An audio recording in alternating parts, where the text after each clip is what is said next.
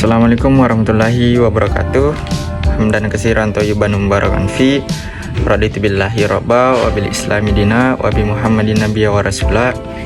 Rabbi shrah li sadri wa yassir li amri wahlul 'uqdatam bil lisani yafqahu qawli. Perkenalkan, nama saya Muhammad Ardiansyah, mahasiswa program studi ilmu pemerintahan Fakultas Ilmu Sosial dan Ilmu Politik Universitas Muhammadiyah Sidanreng Rapang. Dalam hal ini tugas mata kuliah Al-Islam Kemuhammadiyahan. Jadi pada kesempatan kali ini saya akan menyampaikan sebuah materi dengan tema karya monumental umat Islam dalam IPTEX. Maka dari itu ada beberapa hal yang nantinya akan saya sampaikan atau beberapa slide yang akan saya sampaikan. Baiklah, untuk mengefisienkan waktu, langsung saja.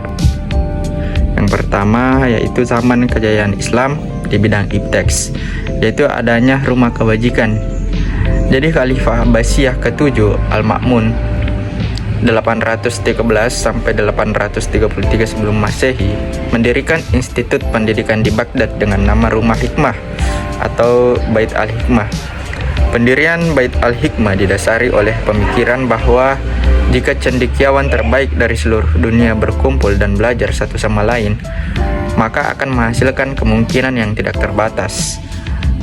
Jadi pada masa itu cendekiawan terkenal, baik muslim maupun non-muslim, itu berkumpul di Baghdad sebagai bagian proyek Al-Ma'mun. Selanjutnya, rumah kebajikan ini unik karena ada beberapa hal. Yang pertama, meruntuhkan dinding yang sebelumnya memisahkan kelompok yang berbeda.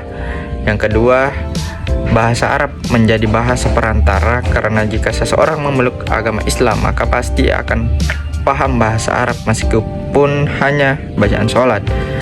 Kemudian yang ketiga, Islam memerintahkan untuk mencari ilmu yang menjadikan penelitian sebagai ibadah.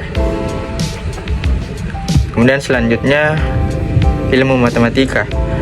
Jadi salah satu ilmuwan matematika muslim terbesar adalah Muhammad bin Musa al-Khwarizmi 759 sampai 850 sebelum Masehi, yang merupakan orang Persia.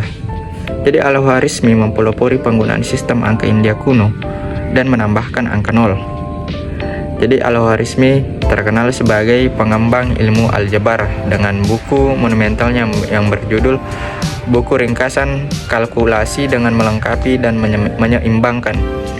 Jadi kata aljabar diambil dari bukunya dan berasal dari kata aljabar yang berarti melengkapi. Selanjutnya ilmu astronomi. Al-Biruni adalah ilmuwan astronomi muslim pada abad ke-11. Ia menentang pernyataan Ptolemeus yang menyatakan bumi tidak bergerak. Jadi Al-Biruni menyatakan bahwa mungkin bumi berputar pada sumbunya. Dan cendekiawan asal Andalusia bernama Al-Majriti memusatkan perhatian pada upaya merevisi dan menyempurnakan tabel serta perhitungan astronomis. Jadi setelah kematiannya, ilmuwan seperti Kopernikus dan Galileo mengembangkan teori perhitungan astronomis yang kita terima sebagai fakta hari ini. Kemudian selanjutnya adalah geografi.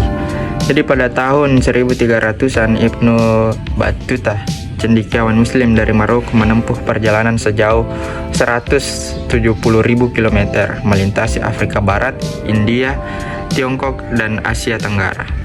Muhammad Al-Idris yang berasal dari Sisilia di bawah perlindungan Raja Sisilia yang toleran saat itu, Roger II, membuat peta dunia dengan akurasi dan detail yang tidak tertandingi pada masa abad pertengahan. Jadi Al-Mas'udi pada masa pertengahan abad ke-10 menuliskan pelayaran muslim Iberia selama berbulan-bulan pada 889 dari pelabuhan Delba hingga sampai wilayah yang belum dikenal.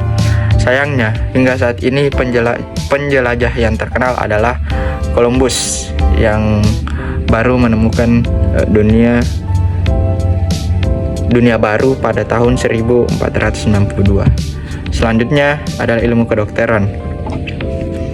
Jadi pada abad ke-10, Baghdad mempelopori ujian lisensi yang harus diambil oleh dokter sebelum berpraktik.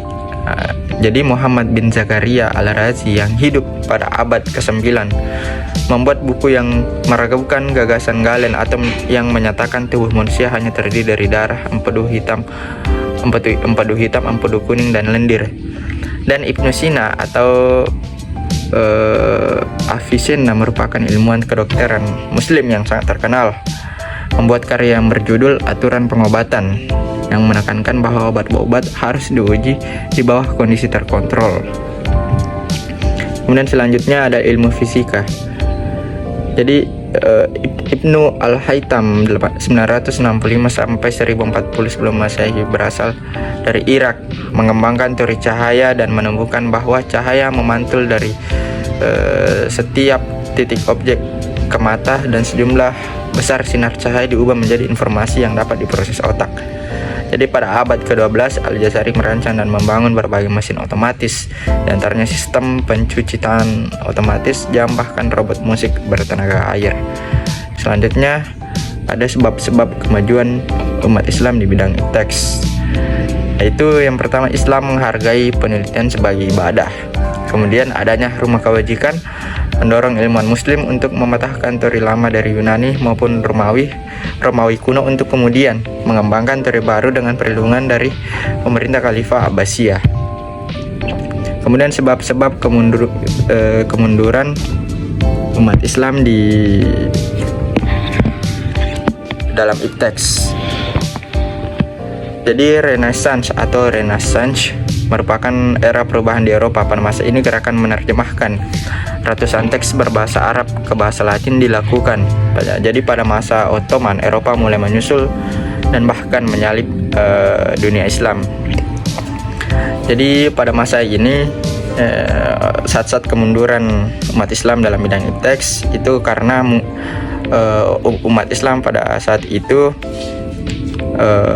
cepat merasa puas, sehingga orang-orang di Eropa ini kemudian menerjemahkan